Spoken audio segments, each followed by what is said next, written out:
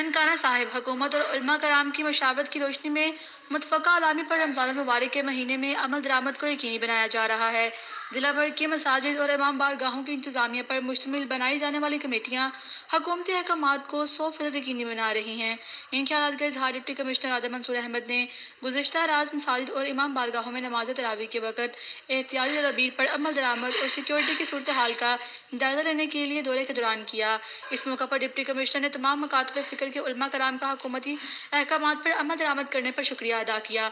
उलमा ने deputy commissioner को बताया कि हुकूमती अहकामात की रोशनी में मसाजिद और इमाम बारगाहों में कालीन या दरियाँ नहीं बिछाई जाएंगी। साफ फर्श पर नमाज पढ़ी जा रही है। 50 साल से जायद उम्र के लोग, नाबालिग बच्चे, खांसी, नज़ला ज़ुकाम के मरीजों को मसाजिद और इमाम बारगाहों में ना आने की दरख्वास्त कर रहे हैं। मसाजिद और इमाम बारगाहों के फर्श को साफ करने के लिए पानी में क्लोरीन का महलूल बनाकर रोजाना की बुनियाद पर धोया जा रहा है। डिप्टी कमिश्नर ने इंतजामिया से ताउन पर उलमा कराम का शुक्रिया अदा किया।